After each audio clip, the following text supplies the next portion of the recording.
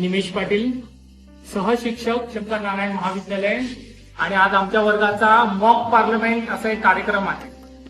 आपलं जे नवीन शैक्षणिक धोरण आहे त्या शैक्षणिक धोरणामध्ये विद्यार्थ्यांना कुठेतरी एक महत्वाची भूमिका पार पाडण्यासाठी केलेली आहे की कन्स्ट्रक्टिव्ह अप्रोच, की ज्याच्यामध्ये विद्यार्थी शिक्षणाच्या प्रक्रियेमध्ये स्वतः सहभागी झाला पाहिजे, ना की दरवेळी शिक्षकांनी चमच्याने भरवलं पाहिजे. त्यामुळे मला वाटते की शिक्षकांची जबाबदारी वाढलेली आहे की आम्ही असे काही कार्यक्रम आयोजित केले पाहिजे ज्याच्यामध्ये विद्यार्थी सहभागी होतील आणि त्यांना स्वतःहून शिकायला संधी मिळेल. म्हणजे स्वयं शिक्षण हे सर्वात महत्वाचं मानलं जातं. त्या अनुषंगाने तो उद्देश डोळ्यासमोर ठेवून कुठेतरी आम्ही आज मॉक पार्लमेंट हा इव्हेंट इथे साजरा करत आहोत. ज्याच्यामध्ये आमच्याच वर्गातली काही विद्यार्थी सत्ताधारी पक्ष बनणार आहेत, आमच्याच वर्गातले काही विद्यार्थी विरोधी पक्ष बनणार आहेत. विद्यार्थ्यांपैकीच एक कोणीतरी माननीय प्रधानमंत्री बनणार आहे, विद्यार्थ्यांपैकीच कोणीतरी एकतरी माननीय विरोधी पक्ष नेता बनणार आहे.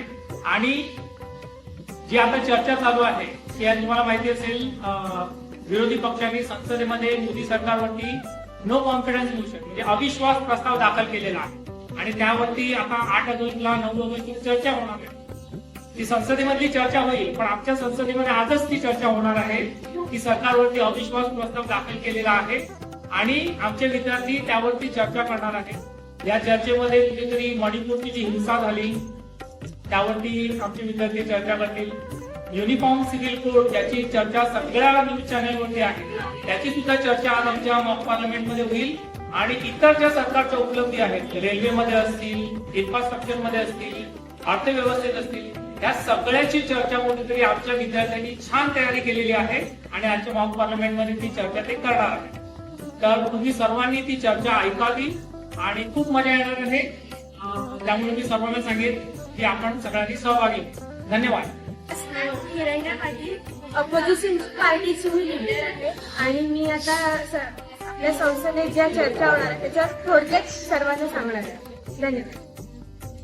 नमस्कार, मी शिक्षिका विभागमध्ये मी ऑपोजिशन मधून बोलत आहे. मी मणिपूर हिंसेवरती काय प्रश्न गव्हर्नमेंटला विचारू इच्छितो. नमस्कार, मैं हर्षाली प्रबलकर, मैं अपोजिशन पार्टी से हूँ और मैं कहीं पर तो central agency misuse of central agencies के बारे में टिक्का करने वाली हूँ सरकार पर. नमस्कार, मैं नेहा राजपूत, सरकार के खिलाफ इकोनॉमिक डेवलपमेंट अपना टीका करने वाली हूँ. नमस्कार, मैं आरती परमार, सरकार पर यूसीसी पर अपना टीका करने वाली हूँ.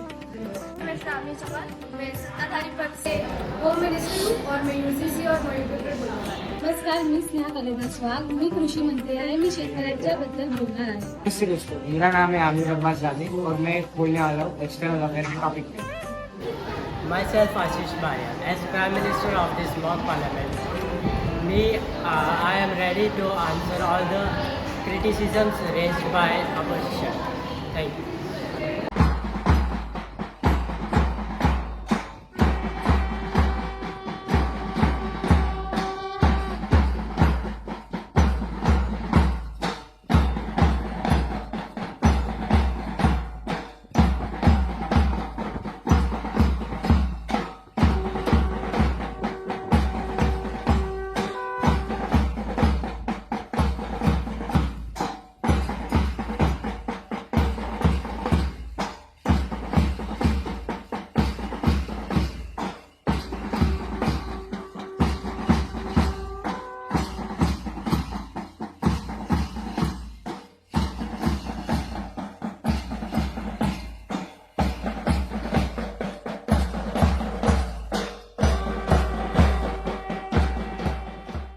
मिनिस्टर में शामी होम मिनिस्टर आमिर दोनों स्नेहा, ये हमारे रूलिंग पार्टी है.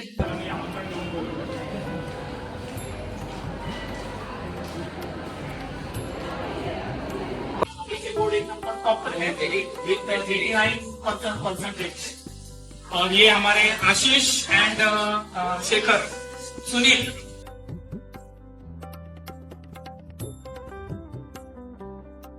और ये हमारे सारे अपोजिशन मेंबर्स हैं. या शिक्षकांना या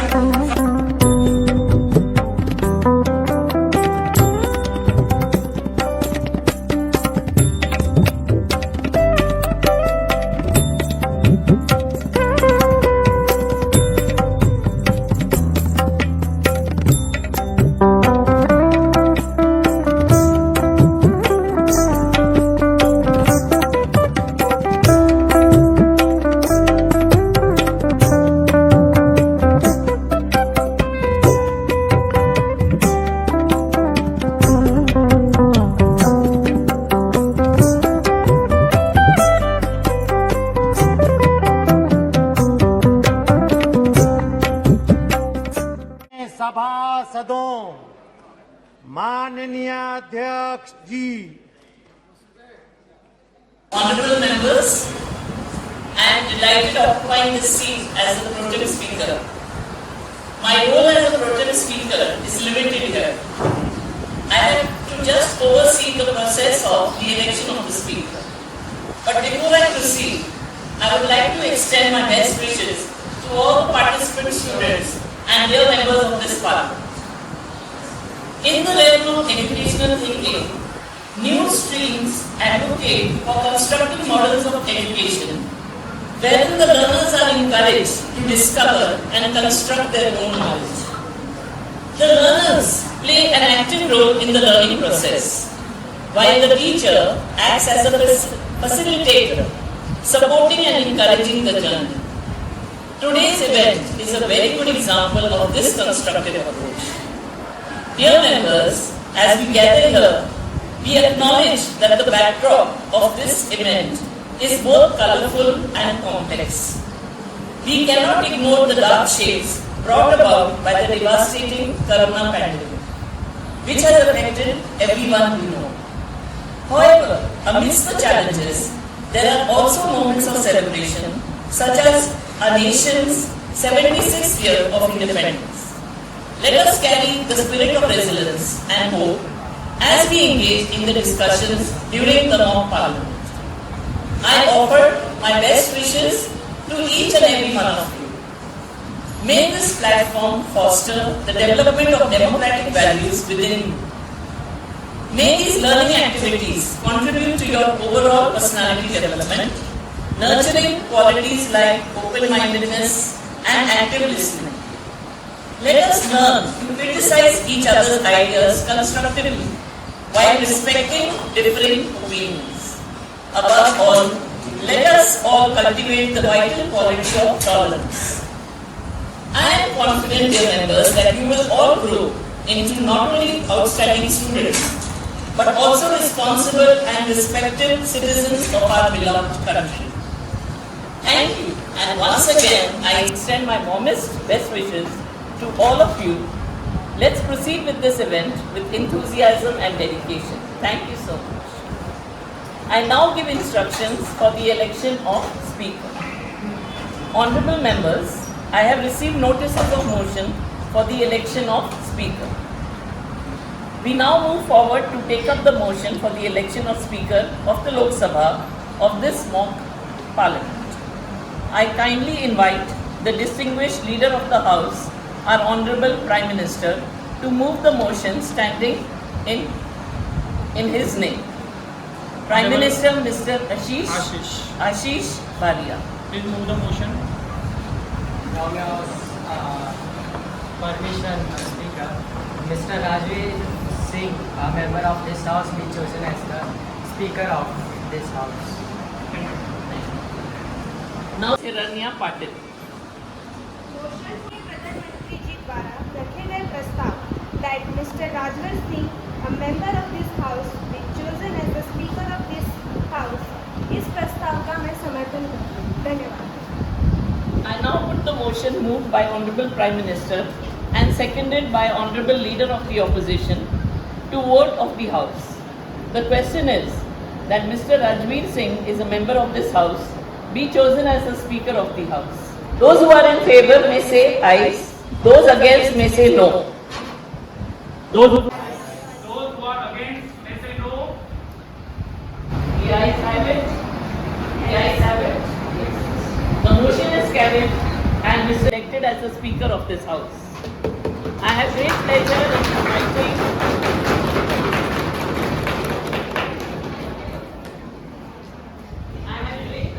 in inviting Mr. Rajveer Singh to occupy the chair. Now, as per the tradition, I request Honorable Leader of the House and Honorable Leader of the Opposition to escort the newly elected Speaker to the chair.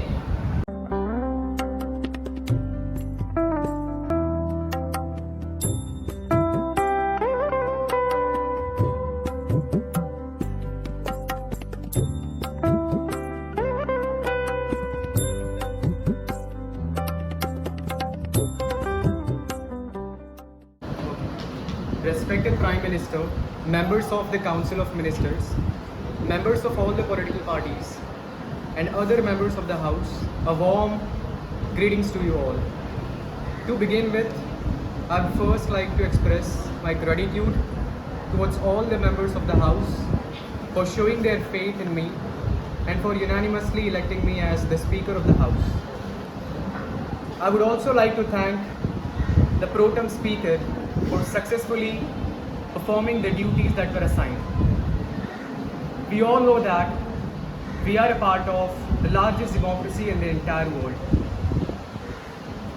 And undoubtedly, our country, India, that is Bharat, is the mother of the democracy. But democracy is not merely a form of government. It is essentially an attitude of respect and reverence towards all the fellow men. To sum up the address, I would like to quote some words of wisdom of Dr. Babasaheb Ambedkar. However good a constitution may be, if those who are implementing it are not good, it will prove to be bad. However bad a constitution may be, if those implementing it are good, it will prove to be good. With these words, I wish the elected government a very successful tenure, and I hope that they will work efficiently for the welfare of the people of the country.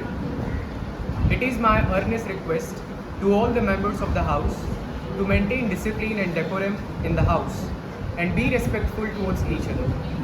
Thank you. Jai Hind.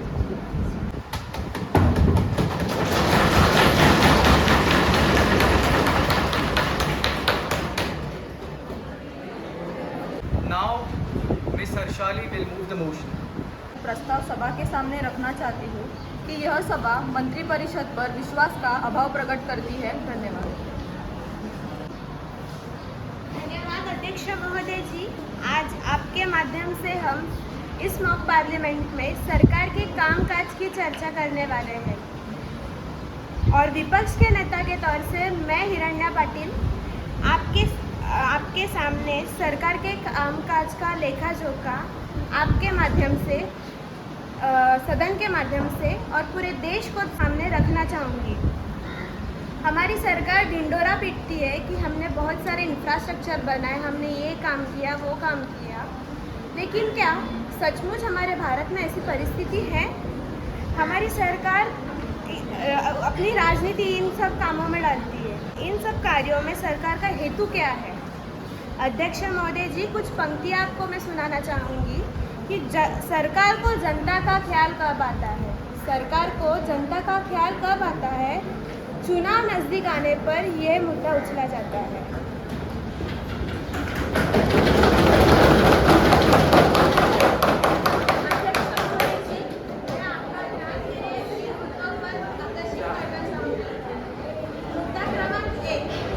Manipur हिंसा। हमारे देश के एक छोटे से राज्य जिसका नाम मणिपुर है, वहाँ पर कुछ महीनों से हिंसाचार चालू है। मणिपुर में कुकी और मैतेई समाज में एसटी के आरक्षण से हिंसाचार चालू है। अध्यक्ष महोदय, हमें छत्रपति शिवाजी महाराज की शिकवण है कि परस्त्री ही माते समान असते, मतलब जो स्त्री है हमारे लिए हमारी माँ के समान रहती है। लेकिन क्या हमारी सरकार इस चीज़ का पालन करती है? कुछ दिनों पहले मणिपुर से एक वीडियो वायरल हुआ था जिसमें दो स्त्रियों को निवस्त्र करके पूरे मणिपुर में घुमाया और उसके बाद उन पर सामूहिक बलात्कार किया गया। अध्यक्ष महोदय, हमारे देश में माँ लक्ष्मी, माँ सरस्वती की पूजा की जाती है, उस देश में ऐसी घटना, ये हमारे देश के लिए शर्म की बात है। मैं हमारी सरकार से प्रश्न पूछना चाहूँगी कि क्या आपके पास इन सब का उत्तर है? मेरा दूसरा मुद्दा, धार्मिक और जाति विवाद को हमारी सरकार बढ़ावा दे रही है। अध्यक्ष महोदय, सरकार अपनी राजनीति अलग कामों में नहीं बल्कि इन कामों में ज़्यादा डाल रही है, जैसे दलित सवर्ण हुआ, हिंदू मुस्लिम हुआ। क्यों? वो हमारे देश के रहीवासी नहीं है कि उनको हमें क्या उनसे दुश्मनी है? हमारे भेदभाव हम क्यों बढ़ा रहे हैं? हमारी सरकार उनमें भेदभाव क्यों डाल रही है? हम छोटे छोटे बच्चों से प्रतिज्ञा लेते हैं कि भारत देश का हर रहवासी हमारे भाई हमारी बहन है, तो हमारी सरकार भूल गई इस प्रतिज्ञा को। हमारे मराठी में एक गीत है जिसमें उसकी 2 पंक्तियां मैं आपको बोलना चाहूँगी। धर्म जाति प्रांत भाषा भेष सारे संपुटे, एक निष्ठा एक आशा एक रंगी रंग। अध्यक्ष महोदय, इसका मतलब है धर्म जाति प्रांत भाषा इसको भूल जाओ, एक निष्ठा एक आशा एक रंग में रंग। हमारा भारत देश हमारी एक निष्ठा के लिए जाना जाता है। क्या हमारी सरकार हमारी एक निष्ठा बता रही है? मेरा सरकार से ये प्रश्न है कि क्यों इन सबको बढ़ावा दे रही है? मेरा तीसरा मुद्दा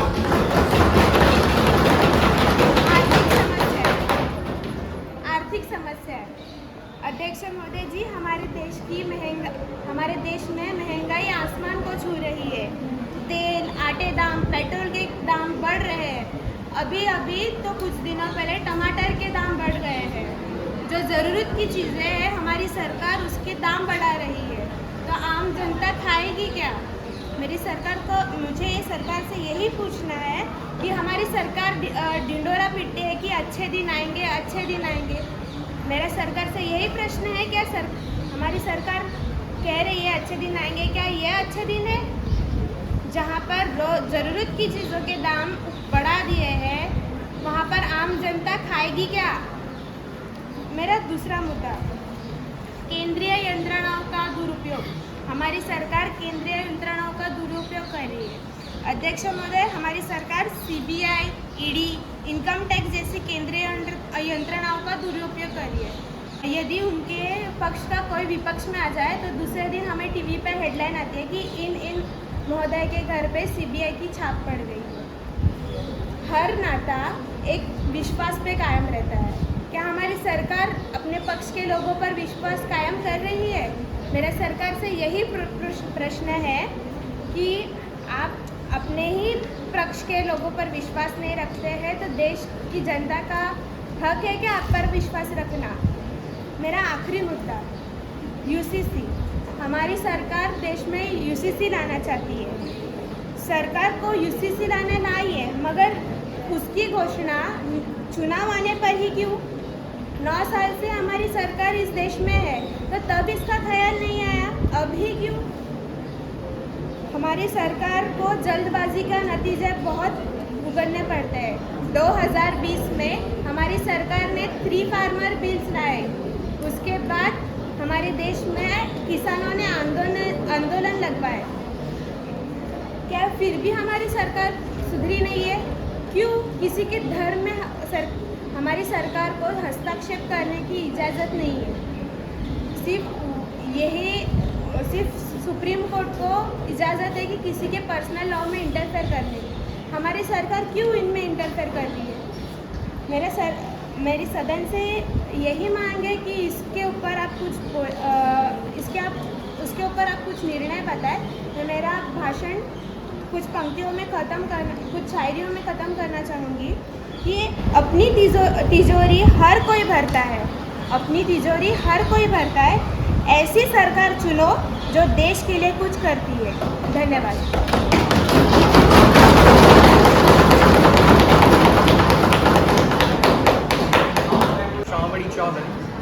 To express the views. जवान, आपका धन्यवाद करती हूँ कि आपने मुझे बोलने की संधि दी। जैसा अभी हमने सुना कि हमारे विपक्ष के जो मित्र हैं उन्होंने UCC के ऊपर कितनी टीका टिप्पणी की है, तो और इसके बारे में झूठ फैलाया जा रहा है कि अगर हम UCC लागू करते हैं तो डाइवर्सिटी यानी कि विविधता खतरे में होगी। पर मैं उन्हें यह बताना चाहूँगी कि US और UK जैसे विकसित देशों में भी सभी नागरिकों के लिए समान कानून और कायदे हैं, तो हमारे भारत में क्यों नहीं? यह एक प्रगतिशील कानून है। इसीलिए हमारे पड़ोसी देश पाकिस्तान में भी सभी देशवासियों के लिए समान कानून और कायदे हैं, तो हमारे भारत में क्यों नहीं? इसी के साथ इसी पर्सनल लॉ की जटिलता की वजह से उच्च न्यायालय में 3 मिलियन और जिला न्यायालय में 4 मिलियन तक केसेस पेंडिंग है।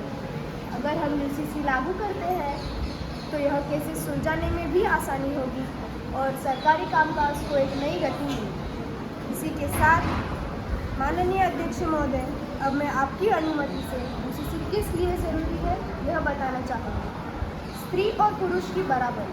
क्या बेटे की तुलना में बेटी को आधी संपत्ति मिलती है? क्या यह उचित है? क्या मुस्लिम महिलाओं को तलाक के बाद गुज़ार भत्ता नहीं मिलना चाहिए? क्या एक पारसी महिला जब अपने धर्म के सिवा किसी दूसरे धर्म से शादी करती है तो उन्हें समाज से बेदखल किया जाता है और संपत्ति का अधिकार भी नहीं बचता?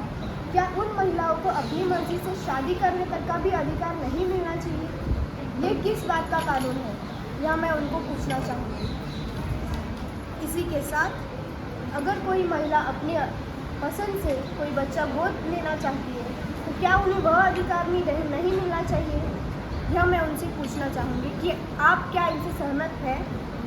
इसी के साथ ऐसी आवश्यक कानून और कायदा हमारे देश में लागू होना चाहिए, ऐसा मेरा मत है। इस पर मैं यह कहना चाहूँगी कि when people get used to preferential treatment, equal treatment seems like discrimination। मैं कुछ पंक्तियों के माध्यम से अपने विचार प्रकट करना चाहूँगी कि नियम संहिता एक समान हो, समता का सबको गुमान हो, हर मजहब का मान रहे पर पहला मजहब संविधान है। पहला मजहब संविधान है।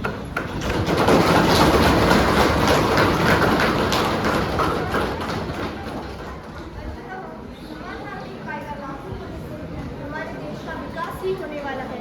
क्या हमारे विपक्षी मित्र नहीं चाहते कि हमारे देश का विकास हो? समान नागरिक कायदा लागू करने से भारत जैसा सांस्कृतिक और विविधता वाला देश और भी समृद्ध होगा, तो इसका विरोध करने से अच्छा है कि बढ़ावा दें। इसी के साथ हमारे विपक्षी मित्रों ने मणिपुर हिंसाचार पर भी टीका टिप्पणी की है, तो मैं उन्हें यह बताना चाहूँगी कि ऐसा कहा जाता है कि 100 मुजरिम छूट जाए पर एक मासूम को सज़ा नहीं होनी चाहिए। हम इसी मानवतावादी विचारों पर अटल हैं, इसीलिए हमें मणिपुर की समस्याएं सुलझाने में थोड़ा वक्त लग रहा है, पर इसका मतलब यह तो नहीं कि हम मणिपुर में पूरी तरह से दुर्लक्ष्य कर रहे हैं। माननीय अध्यक्ष महोदय, मणिपुर की समस्याओं की गंभीरता को हम समझते हैं, इसीलिए हमने तुरंत ही आसाम राइफल्स को वहां तैनात किया है, जो कि वहां अपना कार्य बहुत अच्छी तरीके से पार कर रहे हैं और वहां पे कोई भी नज़रअंदाज नहीं हो रहा है। इसी के साथ इंडियन आर्मी और पुलिस कर्मचारियों को भी वहां तैनात किया गया है, जिन्होंने जाते ही 13 बंकर्स और 135 गुनहगारों को अटक की है, जो कि वह अशांतता फैला रहे थे। आज के इस डिजिटल दुनिया में सोशल मीडिया की कोई भी एक भी पोस्ट एक चिंगारी की तरह होती है, जो कि मणिपुर की समस्याएं बढ़ाने में बहुत ही हानिकारक हो सकती है। इसीलिए हमने 3 मिलियन जनसंख्या की मणिपुर की जो है उनकी इंटरनेट सुविधा कुछ समय के लिए बंद कर दी है, जिससे कि वहाँ पे शांतता बरकरार रहे। मैं हमारे विपक्षी मित्रों को यह भी कहना चाहूँगी कि महाराष्ट्र के जो पर्यटक और विद्यार्थी वहाँ पर फंस गए थे, उन्हें सुरक्षित तरीके से अपने घर भेजने का काम हमने किया, जिसकी प्रशंसा वह खुद भी कर रहे हैं। तो माननीय अध्यक्ष महोदय, मैं आपसे यह कहना चाहूँगी और हमारे विपक्षी मित्रों से भी यह कहना चाहूँगी कि यह मेरा आश्वासन है कि मणिपुर में शांतता और सुरक्षा कुछ ही समय में आपको दिखेगी। धन्यवाद।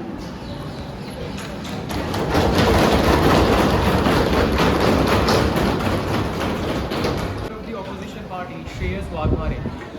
रुलिंग पार्टीमध्ये श्रावणी चव्हाण होम मिनिस्टर यांनी सांगितलं की आम्ही थोडं टाईम घेणार आहे मणिपुरींचं कामासाठी, पण कसं की गेल्या 3 महिन्यापासून मणिपुरींचा चालू आहे, तिथं मॅथीस आणि कुकीज या दोघांमध्ये दंगे फसाद चालू आहे। तर मला हे प्रश्न विचारायचे आहे की त्यांनी 3 महिने गेल्यापासून ते लोक का नाही थांबू शकले? की आपण बघितलं तर मणिपूरमध्ये 2 जाती राहतात, कुकीज आणि मॅथीस। त्यांच्या मॅथीस डिमांड करते की आम्हाला STमध्ये प्रवेश पाहिजे, तर त्याला प्रवेश दिले बॉम्बे हायकोर्टने गेल्या वर्षीच। तर असं काय कुकीजचं म्हणणं आहे की आम्हाला तुम्ही त्यांना STमध्ये प्रवेश का दिला? तुम्ही STमध्ये प्रवेश दिला तर त्यांना जॉब ऑपॉर्च्युनिटीज वेगळे फॅसिलिटीज त्यांना भेटतात, पण आम्हाला भेटले नाही, तर त्याच्यामुळे हा हिंसा चालू आहे। तर मग माननीय अध्यक्ष महोदय, गेल्या 3 महिन्यापासून हे चालू आहे, तिथं त्याची लोकसंख्या 53% अधिक आहे मॅथीसची आणि कुकीजची 60% अधिक।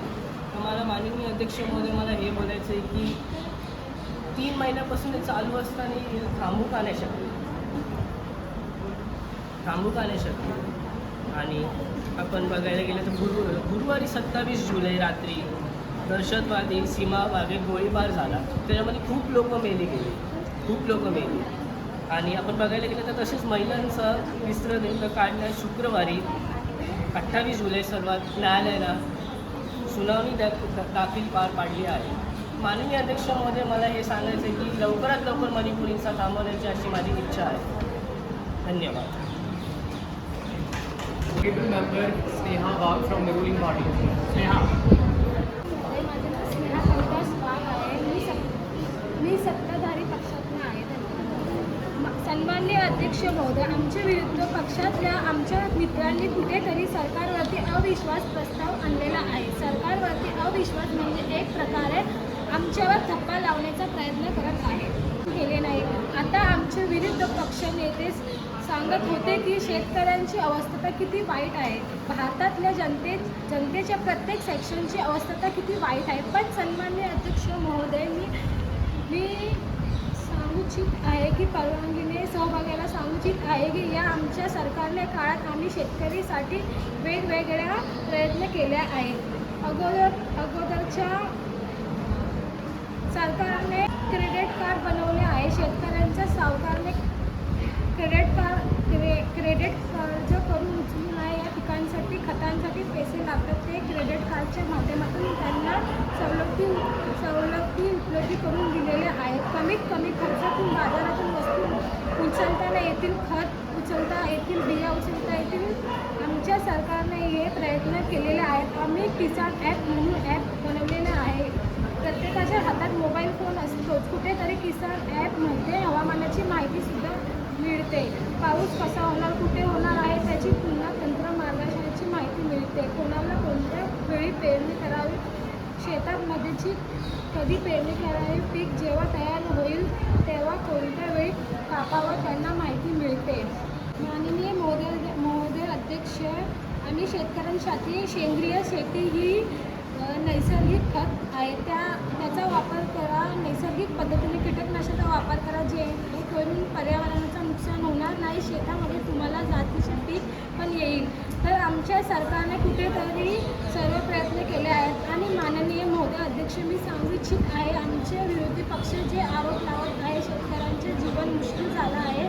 मी तर म्हणेन आमच्या सरकारने काळ्या काळात त्यांचे जीवन समृद्ध झाले आहे. धन्यवाद.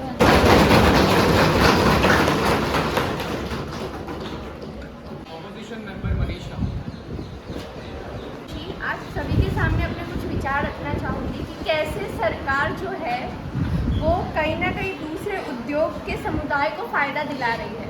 मेरा ये कहना है कि जो अडानी है, जब 1999 मई में जब हमारी सरकार एयरपोर्ट चला रही थी तब सरकार ने सोचा क्यों ना ये प्राइवेट सेक्टर भी चलाए कि उसमें मॉडर्नाइजेशन आए. ठीक है, मॉडर्नाइजेशन लाने के लिए कई सारी कहते हैं ना प्राइवेट कंपनियों के साथ उन्होंने अटैचमेंट किया. लेकिन 2019 में जब अडानी को एक एयरपोर्ट दिया गया, जब सरकार ने उन्हें एक एयरपोर्ट दिया तो क्यों 6 एयरपोर्ट उनके हाथ में रख दिए. जब हम कहते हैं ना कि एक बास्केट में 6 अंडे नहीं रख सकते क्योंकि उसका नुकसान होता है, तो क्यों सारी उन्हीं को दे दिया गया है प्रॉफिट. जो भी वो लोन लेते हैं बैंक से, जो भी वो लोन लेते हैं, क्या उन्हें इतनी जल्दी वो लोन मिल जाता है. आज किसी की ग्रोथ की बात करें तो ग्रोथ मिलने में टाइम लगता है क्योंकि किसी चीज़ को करने के लिए उसको सीखना पड़ता है. बट अडानी जी की ग्रोथ तो यूँ होती है कि पता नहीं देश भारत आत्मनिर्भर बने या ना बने, अडानी जी बन चुके हैं. ठीक है, तो मेरा ये सरकार से ये पूछना है कि आज अडानी ने इतने सारे जो लोन लिए हैं बैंकों से, वो अगर उन लोन को ना चुका पाए तो क्या सरकार उनके बचाव में देश की जो जमा पूंजी है वो सारी देश की जमा पूंजी लगा देगी. मेरा पहला मुद्दा ये है. और दूसरा ये है कि जो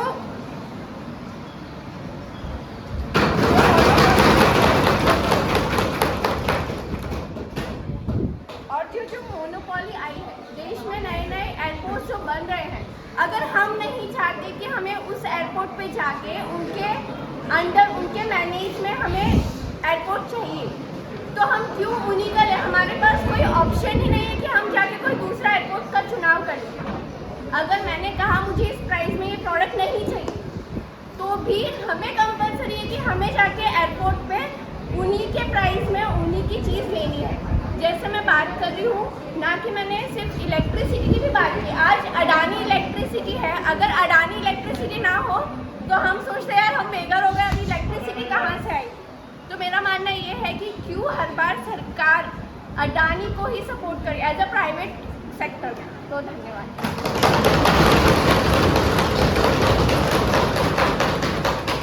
Minister of External Affairs Amir. I would like to speak about India's relation with USA. Like trade and economic relations, USA is the largest trading partner of India. India has all bilateral trade in goods. Both nations highlighted their efforts to deepen the bilateral cooperation and enhance their economy. I would like to let you know about the deals in technology sector we have done with USA. Number 1, semiconductor supply chains. Number 2, critical mineral partnership. Number 3, frontiers in space. And number 4, cutting edge research, etc. I would like to explain you all of these points. Number 1, I would like to explain is semiconductor supply chain. It will set up a test plant in Gujarat, entailing a total investment of $2.75 billion. That is in Indian currency, 22,540 crore. Number 2, critical mineral partnership. They are used to manufacture advanced technologies as mobile phones, tablets, EVs, solar panels, wind turbines, fiber, optic cables, defense, and etc. Number 3, new frontiers in space. India has signed an Artemis Accord which of advance a common vision of space exploration to the benefits of all humankind. Number 4, cutting edge research. The US National Science Foundation announced 35 joint research collaborations with the Indian Department of Science and Technology and a contract with the Indian Ministry of Electronics and Information Technology on emerging technologies.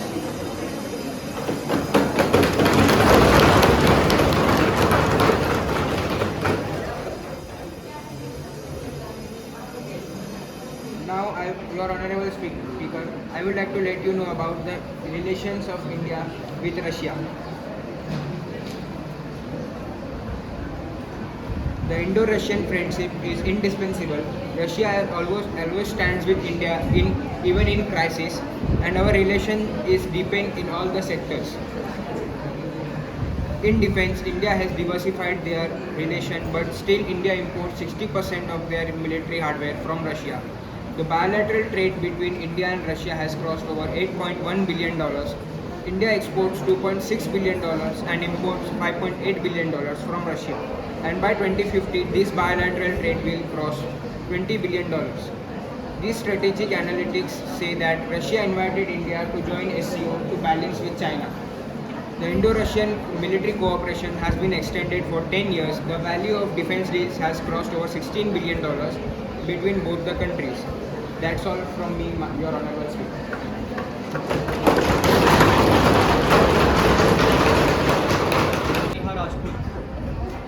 विपक्ष की ओर से आपकी अनुमति द्वारा सरकार ने जो economic development अपने राज्य में लाया है, मैं उसका अपना विपक्ष रखना चाहती हूँ। महोदय, इस विषय का उठना तो जायज़ है। 75 ईयर हो चुके हैं आज़ाद हुए, फिर भी आज हमारा सवाल है रोटी कैसे कमाई जाए, जगह जगह रोटी कैसे दिए जाए। आज ज़रूरतमंद के हाथ में कंकड़ है, लेकिन अनाज का दाना नहीं है। माननीय महोदय, हमारी सरकार दावा कर रही है उनके राज्य में इकोनॉमिक डेवलपमेंट बहुत हुआ है। अगर हुआ है तो क्यों रोज़ खबरें आ चुकी हैं, बिजनेस में ताला लगना, जॉब से लोगों का हाथ धो बैठना, भूखमरी, ये सारी खबरें क्यों छप रही है। हमारी सरकार फार्मर पॉलिसी लेकर आ रही है। अगर पॉलिसी इतनी अच्छी है तो क्यों 2014 से अब 2020 तक 11,000 फार्मर सुसाइड किया, और कुछ तो ऐसे जिनकी गिनती हुई भी नहीं है। MP, बिहार, महाराष्ट्र, ये सब पुंछ पे आते हैं जहाँ सबसे ज़्यादा आत्महत्या हो रही है। ऐसा क्यों? और यहीं से सबसे ज़्यादा अनाज भी उगता है। क्यों हमारी सरकार फांसी के फंदे को किसान के गले का हार बनने से नहीं रोक पा रही है? कहाँ है पॉलिसीज, कहाँ है वेतन वो जो किसान के नाम पे निकाले जाते हैं? अगर कोई काम इस दुनिया में है जो ईमानदारी से होता है तो वो है बेईमानी। आज करप्शन की जड़ लोगों का गला दबा रही है, ये बढ़ती चली जा रही है, कई काम दिलाने के लिए, कई काम बनाने के लिए, और जब तक जेब ना भरी जाए तब तक कोई काम होता ही नहीं है। ऐसा क्यों? जनता को मिलने वाला साधन भी करप्ट के कीड़े खा रहे हैं। 100 में से 7 लोग ये जिनके ऊपर कोई एक्शन लिया जाता है, बाकी सब खुलेआम घूम रहे हैं। क्यों सरकार असफल हो रही है करप्शन हटाने के मामले में? आज गरीब आदमी महंगाई, मंदी, GST इन सब से अपनी कमर तुड़ाने के बाद भी 2 वक्त की रोटी भी नहीं तोड़ पाता। ये हाल उन परिवार का नहीं है जिनकी संख्या 4 से ज़्यादा है, उनका भी जिनकी परिवार 4 से कम है। RBI के अनुसार नोटबंदी ने शॉर्ट टर्म छोटे मोटे धंधे इन सब पे बहुत बुरा प्रभाव किया है। GST की आने की वजह से महंगाई इतनी बढ़ गई है, हर छोटी चीज़ पे GST लगना लोगों के लिए मुश्किल है। आटा 50 रुपये किलो, 10,000 कमाने वाले व्यक्ति को कहाँ से लाएगा? वो खाना खाए या फिर भूखा मर जाए? क्या चाहती है भाई सरकार? मेडिसिन क्यों ना ले? ज़रूरत है हमारी, बीमारी पता पूछ के तो नहीं आती। मेडिसिन भी टैक्स लगा दिया गया, टैक्स भरे या फिर जिंदा मरे, ये सवाल खड़ा हो गए। गैस सिलेंडर 1000 रुपये के ऊपर गैस सिलेंडर, सरकार कहती हम सब्सिडी देके लोगों को राहत दिए। क्या राहत दी है? 1000 रुपये सिलेंडर।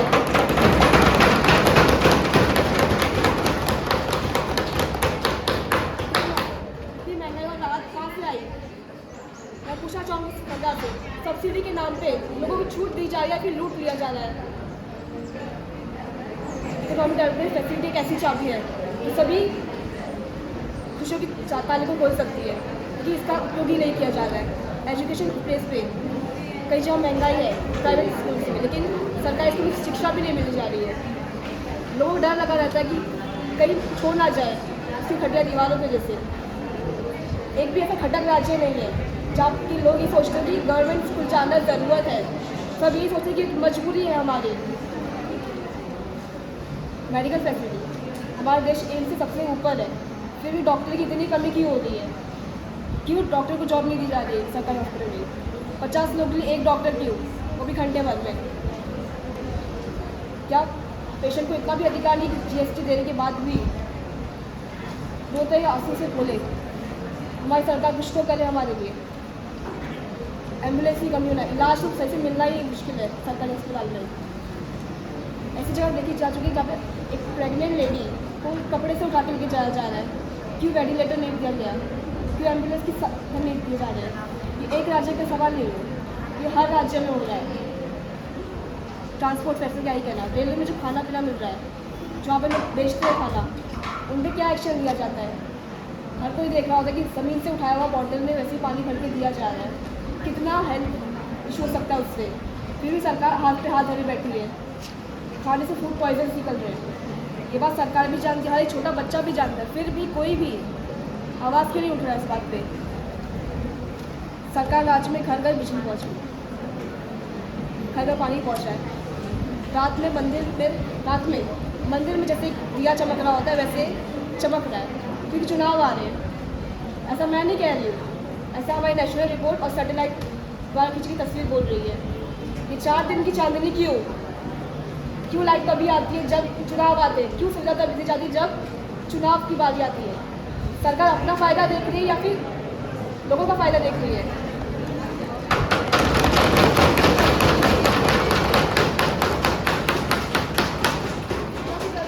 पार्टी को है या फिर जनता को है? हमारे देश में अनएम्प्लॉयमेंट की रेट इतनी बढ़ चुकी है कि गिनना ही मुश्किल है। 2020 के बाद ये और बढ़ चुका है। जहाँ सरकार को एम्प्लॉयमेंट देना चाहिए था, वहाँ को कॉन्ट्रैक्ट बेसिस पे दे दिया जॉब। आर्मी फोर्स में ही 4 साल की लिमिटेशन लगा दी। ऐसा क्यों किया गया? जब हमारी GDP आपकी अनुसार इतनी अच्छी है तो 4 साल की लिमिट क्यों लगाई गई? डिफेंस फोर्स में ऐसे कदम लेने की ज़रूरत क्या पड़ गई? ह्यूमन रिसोर्स का उपयोग क्यों नहीं किया गया? कब आएंगे वो अच्छे दिन जब केमिस्ट के सामने हाथ जोड़ने की नौबत नहीं आएगी? मजदूर के आगे मजबूर लगाने की ज़रूरत नहीं आएगी। सरकारी स्कूल जाना ज़रूरत बनेगी, मजबूरी नहीं।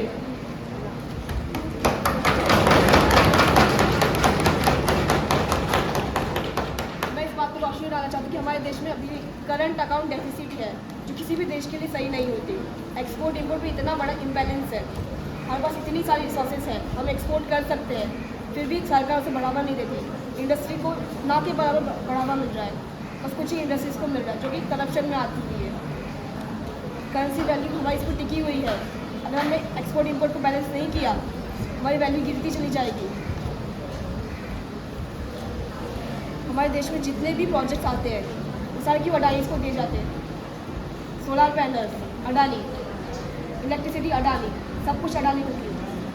जितना 15 लोग बस पैसा है, आज 100 करोड़ लोगों के पास भी पैसा नहीं है, ऐसा क्यों? क्रूड ऑयल जो सस्ते दाम में हम खरीद रहे, क्यों जनता को महंगे दाम में खरीद रहे, देख रहे, बेच रहे? क्यों जनता फांसी के फंदे में पड़े? और पेमेंट भी हम चाइनीज करेंसी में कर रहे हैं, इसकी वजह से हमें वैल्यू और भी कम होती जा रही है।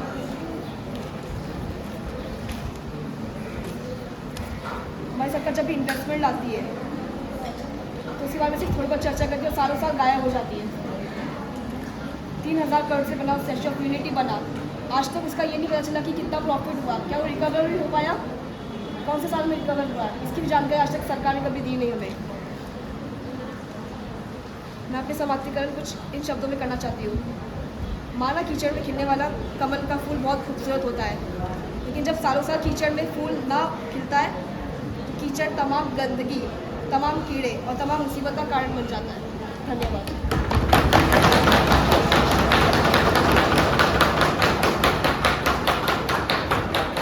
Member of the ruling party, Kavya Vyati. First of all, I would like to thank our honorable speaker and all of the audience and opposite party that giving me a chance to speak. Today I am going to speak on the topic जो हमारे सरकार आने के बाद जो बाहरी देशों से हमने जो व्यवहार किए हैं, जो हमने अच्छे काम किए हैं, उसकी मैं सूची बताने जा रही हूँ। तो सबसे पहले हमारा जो है अमेरिका से हमने काफ़ी अपने संबंधों को बढ़ाया है, अच्छा किया है, वो हर तरीके से हमने किया है। उसका हम देखें तो हमने रक्षा जो है हमने अमेरिका के से ली है, जो कि काफ़ी रूस से हमने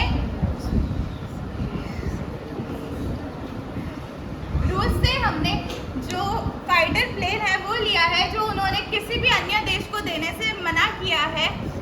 तो मैं हमारे जो अपोजिशन पार्टी है उससे ये पूछना चाहूँगी कि जब आप थे अपने राज्यकाल में, तब आपने अन्य देशों के साथ ऐसे व्यवहार क्यों नहीं कर पाए? क्यों हर बार पाकिस्तान हमसे आगे रहा हर चीज़ में? जैसे कि कोई रॉ ऑफिसर वहाँ पर हमारा पकड़ा जाए तो हमने कोई एक्शन नहीं लिया, जिसकी वजह से हम वो रॉ ऑफिसर को या किसी भी और को हम मरने के लिए छोड़ देते हैं। और जबकि अभी एक सर्जिकल स्ट्राइक हुई थी, वो क्यों हुई थी? उसके पीछे की वजह क्या थी? उसके पीछे की वजह ये थी कि हमारे जो वहाँ पर सिपाही थे उन्होंने हमारे कश्मीर में घुस के हम पर हमला किया था। तो उसका जवाब हमने बस शांतिपूर्वक नहीं दिया, हमने उसके लिए एक सर्जिकल स्ट्राइक कर दी, जिसमें हमने उनके काफ़ी बंकर्स को तबाह कर दिया था। ये और फिर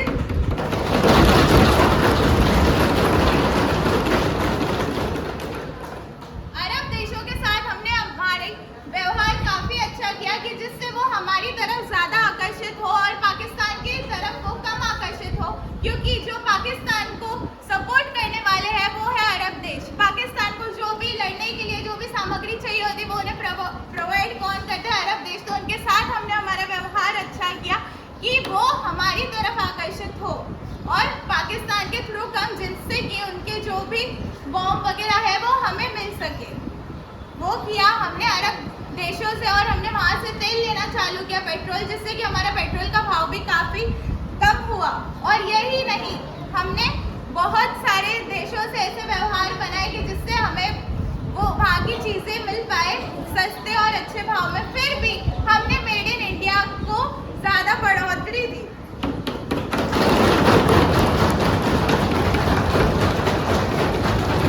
और जो हमारा रेलवे है वो अभी के इसमें बहुत ही ज़्यादा ज़रूरी है। रेलवे 90% लोगों की आने जाने के लिए आसान है और एक लाइफलाइन हम कह सकते हैं हमारे रेलवे को। तो हमने उसके लिए पहले उतनी सुविधाएं नहीं थी, हमने उसमें नए इंफ्रास्ट्रक्चर्स लगाए, मॉडर्न टेक्नोलॉजीज का यूज़ किया, और वंदे भारत जो हमने निकाला वो जो है प्रॉपर मेड इन इंडिया हमने निकाला। यात्रियों बहुत बढ़ गए हैं, पर बहुत सारे यात्रियां ऐसे हैं जो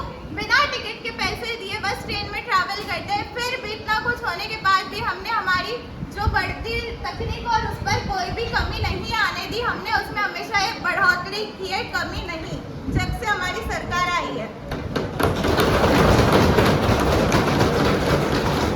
और जापान के साथ भी हमने हमारे रिश्ते बहुत ही मजबूत किए हैं। जापान हो गया, फ्रांस हो गया, उसके साथ तो मेरा यही कहना है कि हमारी सरकार के द्वारा जो भी कार्य हुए हैं उसकी हमेशा सूची की जाए, और ऐसे जो भी कार्य है वो कहीं भी, जब सामने वाली सरकार थी तो उन्होंने क्या किया, मैं यही कहना चाहूँगी। मैंने माना कि भारत शांतिपूर्वक हर चीज़ों का जवाब देता है, पर इसका मतलब ये नहीं कि हम अपने सैनिकों को मरने के लिए छोड़ दें वहाँ पर।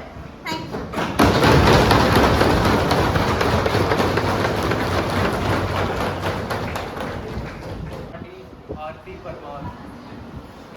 मैं आरती परमार आपकी अनुमति से विपक्ष की ओर से यूसीसी पर अपने कुछ विचारधारा रखना चाहती हूँ। माननीय महोदय, सरकार पहले भी एक गलती कर चुकी है। सरकार ने पहले भी भारत में 3 कृषि कानून लागू किया था, जिसकी वजह से कई प्रॉब्लम्स आई, कई किसानों ने आंदोलन किए और फिर सरकार को हाथ जोड़कर माफ़ी मांगकर वही कानून वापस लेना पड़ा। क्या सरकार को उस कानून से कोई सीख नहीं मिली, उस गलती से कोई सीख नहीं मिली? अगर सरकार उस समय हमारी बात मान लेती तो सरकार को हाथ जोड़कर माफ़ी मांगने की नौबत ही ना। माननीय महोदय, जैसे हम सब जानते हैं कि भारत आज़ाद हुआ था तब सरकार ने डेमोक्रेसी लाई थी, यानी अनुच्छेद 25 के तहत कहा जाता है कि संविधान ने देश में सभी नागरिक धार्मिक स्वतंत्रता का अधिकार दिया है। इसलिए सभी पर एक कानून थोपना संविधान के खिलवाड़ जैसा होगा। अनुच्छेद 14 के तहत कानून के समक्ष समानता का पूरा अधिकार है, लेकिन महिलाओं के मामले में इन अधिकारों का पूरा हनन होता जा रहा है। बात चाहे तलाक की हो, मंदिर में प्रवेश की हो या फिर शादी विवाह की हो, महिलाओं की आज़ादी को लेकर हो, या कई मामलों में महिलाओं के साथ भेदभाव किया जाता है। इससे न केवल लैंगिक समानता को खतरा है, बल्कि सामाजिक समानता भी सवालों के घेरे में है। जाहिर है सारी प्रणालियों संविधान मूल्यों के अनुरूप नहीं है। दूसरी तरफ अल्पसंख्यक समुदाय, विशेषकर मुस्लिम समाज, समान नागरिक संहिता का जबरदस्त विरोध कर रही है। जैसे कि मुसलमानों का यह कहना है कि यह यूसीसी का देश की विविधता, धार्मिक स्वतंत्रता और सांस्कृतिक अधिकार के विरुद्ध है। यह सभी अधिकार हमें संविधान से मिले हैं, जिससे यूसीसी के जरिए खत्म नहीं किए जा सकते। यह अनुच्छेद 25, 26 और 29 के खिलाफ है। क्या सरकार 11 करोड़ आदिवासियों को यूसीसी से बाहर रखा जाएगा? और अगर रखा जाएगा तो ये तो यूसीसी नहीं होगा। अगर यूसीसी लागू हुआ तब आदिवासी की संस्कृतियाँ और परंपराएं कहाँ जाएगी? बीजेपी हमेशा हिंदू मुस्लिम दृष्टिकोण से ही क्यों सोचती है? छत्तीसगढ़ में कई आदिवासी हैं, उनकी रूढ़ियाँ और उनके नियम का क्या होगा, जिसके माध्यम से उनका समाज संचालित होता है? यदि समाज नागरिक संहिता लागू हो गया तो उनकी परंपराओं का क्या होगा? इन आदिवासी संगठन का मानना है कि यूसीसी के कारण आदिवासियों की पहचान खतरे में पड़ सकती है। तो आप बताइए प्रधानमंत्री जी, आप देश को बताइए कि देश का प्रपोजल क्या है? देश को हमारे कौन सी सिविल बातों पर सहमति चाहते हैं? वो किस चीज़ पर यूनिफॉर्मिटी चाहते हैं? तो जब तक यह नहीं पता चलेगा तो डिबेट कैसे होगा? प्रधानमंत्री ने तो कह दिया कि हम लागू करेंगे। क्या करेंगे? अडॉप्शन लागू करेंगे, कस्टम खत्म कर देंगे। क्या करना चाहते हैं आप बताइए?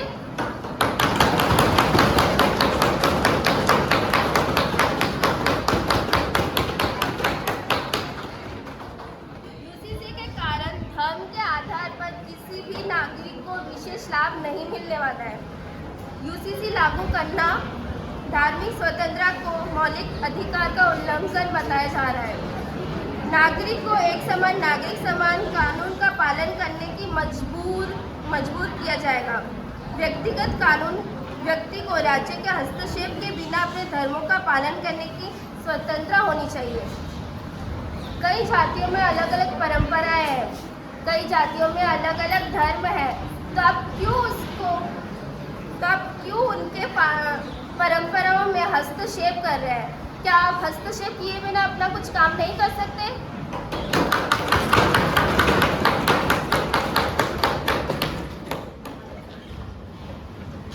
प्रधानमंत्री द्वारा समान नागरिक संहिता लागू किए जाने की बात से आदिवासी समाज काफी आहत है।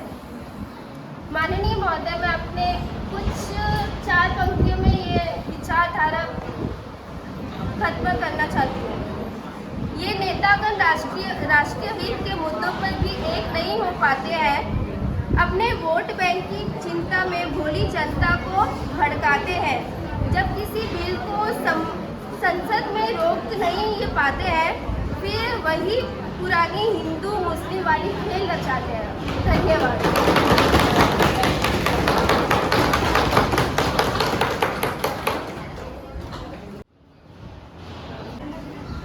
मुझे बोलने के लिए एक अवसर देने के लिए आपको बहुत बहुत धन्यवाद। मैं अपनी बातों की शुरुआत करना चाहता हूँ। अभी बहुत सारे विचार आपके सामने रखे गए, लेकिन मैं अभी अपने विचार को आपके सामने रखता हूँ। तो मैं कहना चाहता हूँ कि कोई भी जो बिल्डिंग होती है उसकी नींव क्या होता है? फाउंडेशन। वैसे ही सभी जो कंट्रीज होती है उनकी भी कोई नींव होती है। हमारी जो इंडिया है इसकी भी एक नींव है। क्या है इसकी नींव? जिसकी वजह से पूरा भारत चलता है। ये है किसान। सबसे पहली बात मैं रखूँ किसानों के बारे में। किसान जो है हमारे लिए अनाज उगाते हैं, जिसके कारण सभी के घर पे पहुंचता है और हम उसे लेते हैं। बट इसके पीछे कितनी कड़ी मेहनत होती है ये हम नहीं जानते, लेकिन हमें मिल जाता है कैसे भी करके। तो इसके लिए मैं कहना चाहता हूँ इन किसानों के लिए अभी प्रधानमंत्री की तरफ से उन्हें बेनिफिट दिया है, एडवांटेज दिया है कि उन्हें भी बहुत सारे सहायता मिले और वो प्रगति कर सके। तो इसके लिए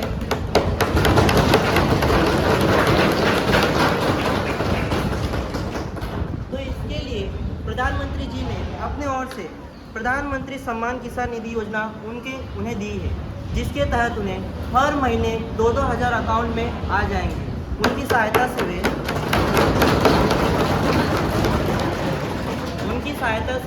अपनी ज़रूरतों को पूरा कर सकते हैं और भी अधिक उन्हें सहायता मिलेगी तो वे कार्य करके हमें ही लाभ होने वाला है इसके लिए। और आपको बताना चाहता हूँ रोज़ बहुत सारे इन्वेंशन तो होते रहते हैं ऐसे मामूली तौर पे, लेकिन अगर कोई रिकॉर्ड तोड़ देता है तभी जाके उसका नाम बनता है।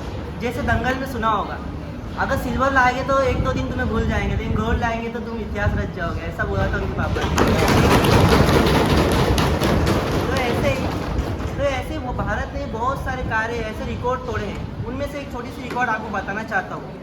जो विश्व का सबसे ऊंचा रेल ब्रिज जो भारत ने जम्मू एंड कश्मीर के बीच में बनाया है, चेनाब रेल ब्रिज, ये 359 मीटर ऊंचा है।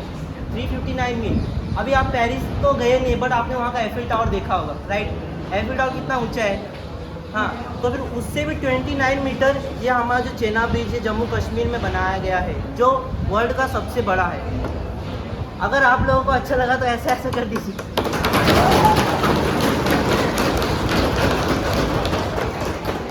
और आप लोगों को बताना चाहता हूँ डिफेंस में एंड बहुत सारे चीज़ों में प्रधानमंत्री ने अपना योगदान दिया है, उससे उन्हें बहुत सारी सहायता हुई। जैसे कि डिफेंस और इसरो की बात किया जाए तो उन्हें जिनका बजट पहले कम था अभी उसका डबल बढ़ा दिया है। उनका बजट उनको बढ़ा दिया क्योंकि वो आगे आने वाले समय में वो इस पैसे का अच्छा इस्तेमाल करके हुए और बहुत सा इन्वेंशन कर सके, जिससे भारत एक अच्छी पोजीशन पे आ जाए। अभी तो बहुत ही अच्छी पोजीशन पे है, बट उनका बजट बढ़ाया, इसके कारण उन्हें बहुत सहायता मिली जो पहले नहीं था, बट अभी उनका बजट बढ़ा दिया है।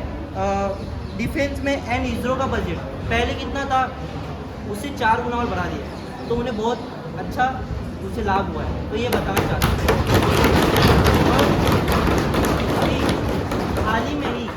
अभी हाल ही में ही भारत ने और एक रिकॉर्ड बनाया है जो सबको पता है, लेकिन मैं बताने के द्वारा सबको और भी अच्छे से गर्व का फील होगा। इसमें बताता हूँ आप लोगों को कि चंद्रयान 3 जो भारत ने लॉन्च किया है और अभी वो विश्व का चांद पे भेजने वाला 5वां देश भारत है।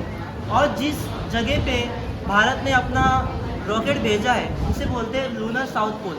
विश्व का 5वां देश है जो चांद पे भेजा है रॉकेट, और विश्व का पहला देश है भारत जो उस लूनर साउथ पोल में अपना रॉकेट भेजा है। अभी तक वहाँ पे कोई भी कंट्री ने अपना रॉकेट नहीं भेजा है। ये हमारे लिए बहुत गर्व की बात है।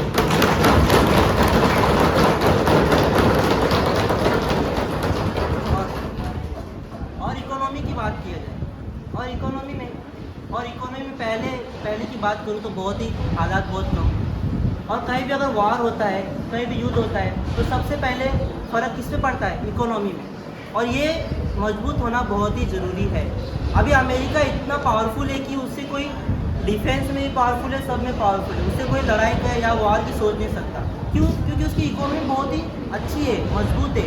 इसलिए देखा जाए तो इंडिया की बात करूँ, अभी इंडिया ने बहुत ही ग्रोथ की है हाल ही में ही, और विश्व का 5th लार्जेस्ट इकोनॉमी बन चुका है भारत।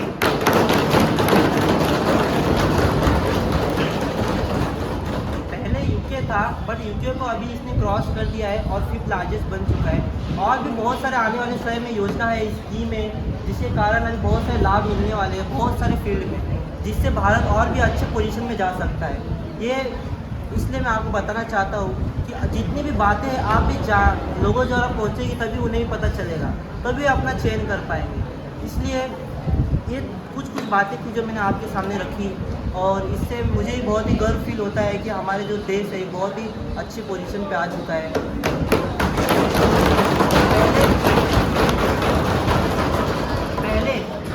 पहले जो ब्रिटेन तो पता है जो हमारे ऊपर राज करके गए, लेकिन अभी की समय बात करें तो ब्रिटेन ने हाल ही में ही अभी BSSR जो रॉकेट है, उन्होंने अपना रॉकेट भारत से लॉन्च कराया। क्यों? उससे भारत को 1000 करोड़ का फ़ायदा हुआ है। जो पहले ब्रिटेन हम पे राज करता था, अभी हमसे खुद सहायता ले रहा है। तो सोचो कितना अपोजिट में हो चुका है ये। तो अभी आने वाले समय में और बहुत सारे बदलाव आने वाले हैं। जो ब्रिटेन हम पे राज करके गया था, अभी हमसे मदद ले रहा है। मतलब पहले भारत को कितना गरीब देश बोलते थे, बट अभी इतना सारे चेंजेस हाल ही में आ रहे हैं, और भी बहुत सारे स्कीम है जिसकी वजह से चेंजेस आने वाले हैं। तो हमें देखना चाहिए, ज़रूरी है। और इसी मेरे द्वारा सबको जितना ज़्यादा पता लगे, यही मेरी सबसे ज़्यादा कोशिश थी। तो इसलिए मैं आप सभी का धन्यवाद करता हूँ कि मुझे स्पीकर महोदय ने मुझे बोलने का मौका दिया।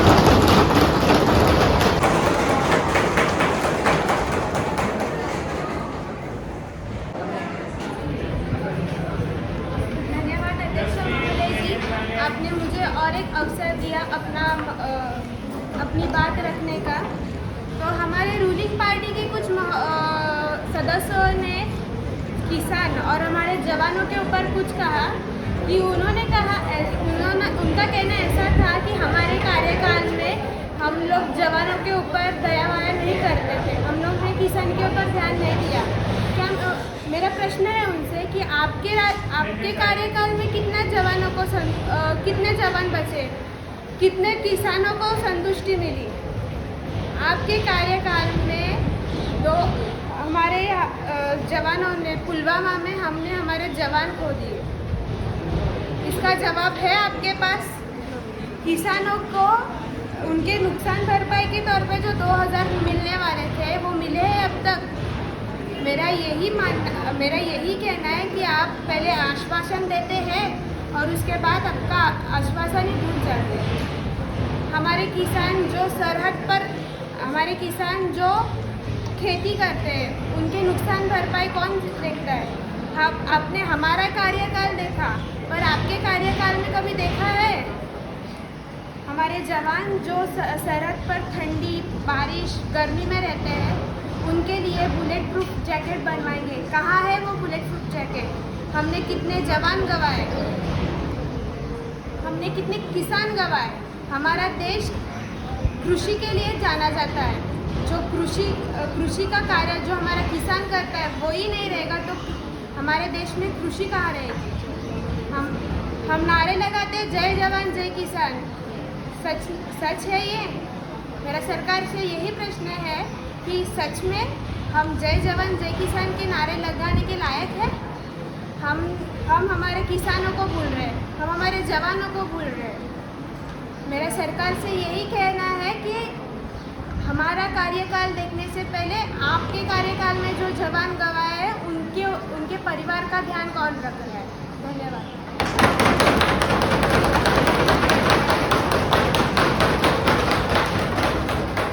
Request the Prime Minister, Honorable Ashish Bharia. Respected, सबसे पहले अपोजिशन के लीडर ने मणिपुर के बारे में बताया, जिसका जवाब हमारे होम मिनिस्टर ने काफ़ी अच्छे से दिया। जिस नेकेड परेड इंसिडेंट की ये बात कर रहे थे, वहाँ हमने 7 कल्प्रिट्स को ऑलरेडी अरेस्ट कर लिया है और हमारी पार्टी वहाँ के वायलेंस के स्ट्रिक्टली खिलाफ है। विक्टिम्स के परिवार को हमारी पूरी सहानुभूति है और हम वादा करते हैं कि उन्हें उनकी जिस भी तरीके से मदद हो पाएगी हम करेंगे। यहाँ जी ने जो अनएम्प्लॉयमेंट के बारे में बताया, तो बेरोज़गारी की परेशानी तो हमारे देश में है, मैं मानता हूँ। कुछ बेरोज़गार तो ऐसे भी होते हैं जो जिनको काम धंधा नहीं मिलता तो इलेक्शन में आ जाते हैं और इलेक्शन भी ना जीत पाए तो सामने बैठ के बेकार की इल्ज़ाम लगाते रहते हैं।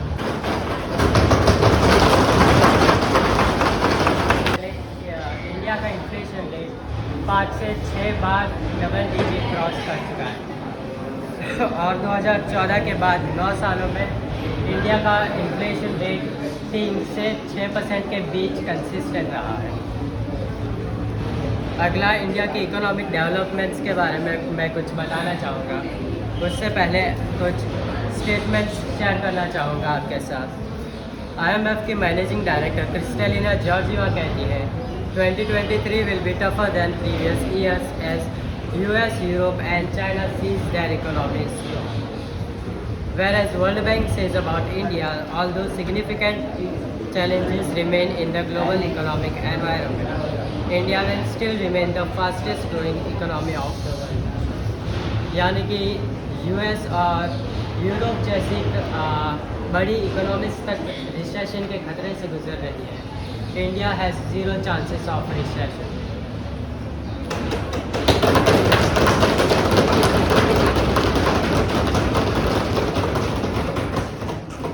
हमें ये नहीं भूलना चाहिए कि तकरीबन 2-2.5 साल पहले ही पूरी दुनिया दशकों का सबसे बड़ा पैंडमिक झेल रही थी, जहां लीडिंग इकोनॉमीज तक कोलैप्स कर गई।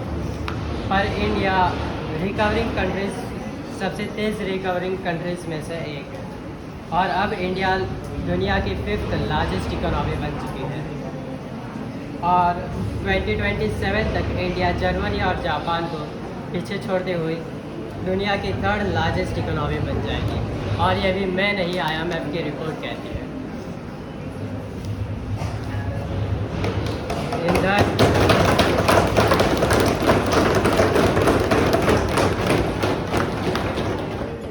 In the digital era, the Digital India has already ranked number 1 in digital transactions.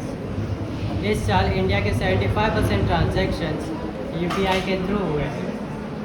This was only possible because India is one of the countries जहाँ मोबाइल रिचार्जेस इतने cheap price पर available है। Even rural areas have access to the 4G networks. The government is pushing to make cross-border payments easier. Earlier this year, India and Singapore linked their digital payment system together. मतलब आप चाय की टपरी से लेकर Singapore तक payments करना उतना ही आसान होगा।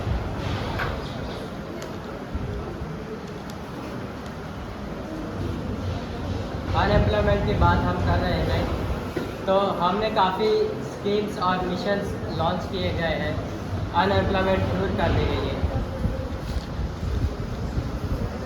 AIM जैसे Atal innovation mission is the initiative that aims to promote initiative ideas and entrepreneurship within the youth of our country.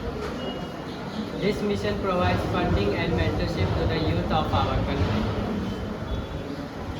हमें ये समझना होगा कि 140 करोड़ की आबादी 100% गवर्नमेंट के द्वारा एम्प्लॉय नहीं की जा सकती, इसलिए हम एजुकेशन और स्टार्टअप्स को सपोर्ट प्रोवाइड कर रहे हैं।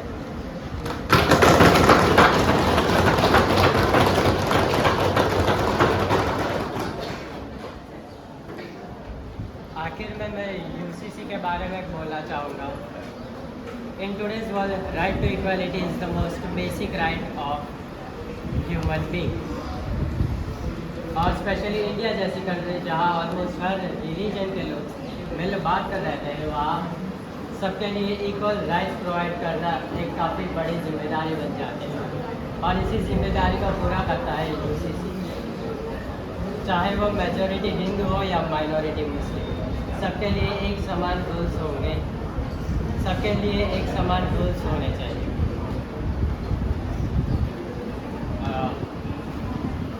यूसीसी से किसी को नुकसान पहुंचाने का मकसद बिल्कुल नहीं है। यूसीसी मुस्लिम वीमेंस को इक्वल राइट्स प्रोवाइड करता है। यूसीसी से ना प्रॉब्लम मुस्लिम्स को है ना हिंदू को। यूसीसी से प्रॉब्लम सिर्फ अपोजिशन वालों को है।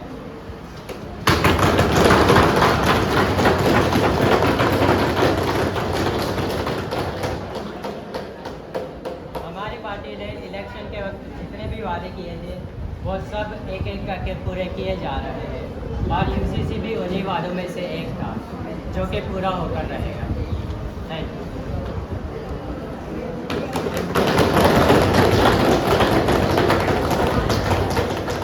We allow one member from ruling side and one member from opposition side only for 1.5 minute, means 1.5 minute से बोलना है, उससे ज़्यादा नहीं। रूलिंग में से काव्या जवाब देना चाहेगी। Well, I thank my speaker and all the members present here to give me one more chance to make my point clear. तो जैसे कि हमारे अपोजिशन के हेड मेंबर है, उन्होंने हमसे कहा गया कि किसानों के लिए क्या किया गया, तो मैं उन्हें कुछ किसानों के लिए जो हमारे सरकार द्वारा जो स्कीम्स और कार्य किए गए हैं उनकी सूची रखना चाहूँगी। तो सबसे पहले है प्रधानमंत्री किसान सम्मान निधि योजना।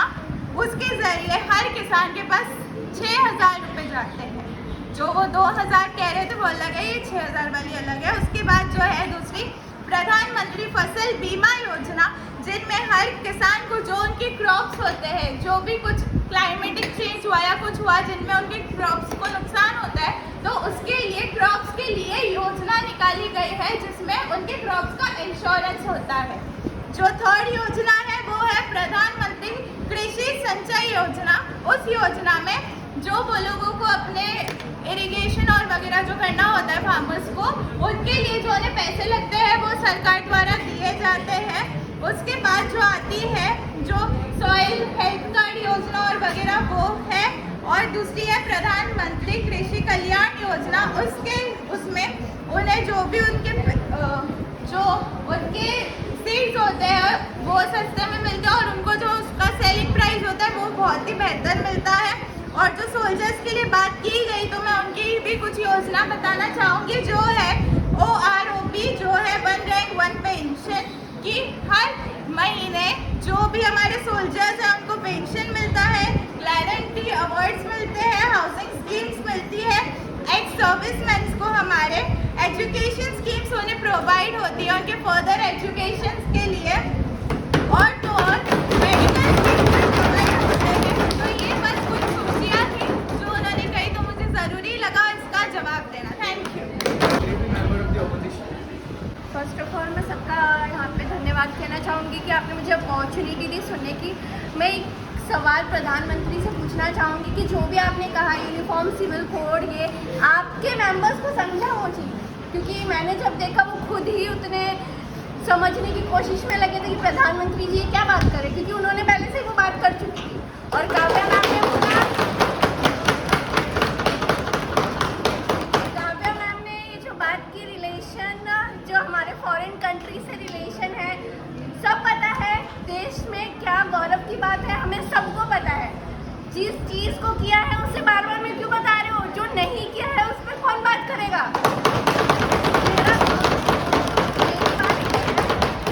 किसानों के लिए बहुत कुछ किया है, पता है, जवानों के लिए बहुत कुछ किया, लेकिन क्या वो सच में इम्प्लीमेंट हुआ है? क्या सरकार ने उस चीज़ को देखा है कि जो भी योजनाएं, जो भी पेंशन, जो भी एजुकेशन वो दे रहे हैं, क्या वो सच में इम्प्लीमेंट हुई है? इस पे किसी ने ध्यान नहीं दिया। हाँ, वादा करती है सरकार हम ये करेंगे वो करेंगे, बस ऊपर से। कुछ देशों में कुछ जवानों को वो अपॉर्चुनिटी मिलेगी, बाकी के जवानों को कुछ नहीं मिलेगा। और संविधान के अनुसार हम विपक्ष जानने के लिए खड़े हैं, इसलिए हमें प्रॉब्लम उठा रहे हैं कि अभी मैम ने ये भी कहा कि हमारे फॉरेन देश से बहुत अच्छे संबंध बन चुके हैं, लेकिन मेरा ये मानना है जो फॉरेन देश से जो संबंध बन चुके हैं, फिर भी पेट्रोल के दाम होते हैं, लेकिन टैक्स जो पॉलिसी है, जो टैक्स है वो तो बढ़ता जा रहा है। जो कंपनी फॉरेन से लोन ले रही है, हमारे अडानी जी जो फॉरेन कंपनी से भी लोन ले रहे हैं, उनको चुकाने के लिए जो फॉरेन कंट्री दूसरों पे टैक्स लगा रही है, वो चीज़ क्या है?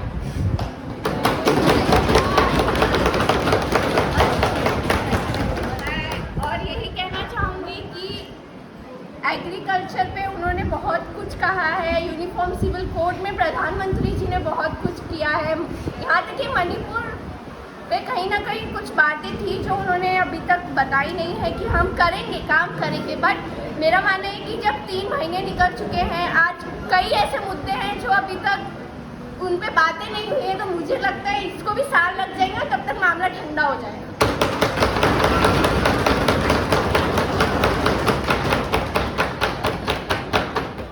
इसी चर्चा के साथ मैं माननीय सदस्य हर्षाली द्वारा रखे गए प्रस्ताव कि यह सभा इस मंत्रिपरिषद पर विश्वास का अभाव व्यक्त करती है, तो सदन के मत के प्रस्तुत करता हूँ। जो इस प्रस्ताव के समर्थन में है वो हाँ कहेंगे,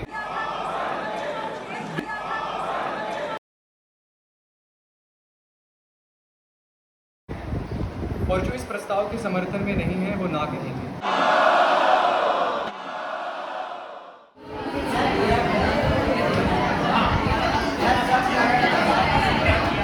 हर्षाली द्वारा रखे गए प्रस्ताव को अस्वीकार किया जाता है।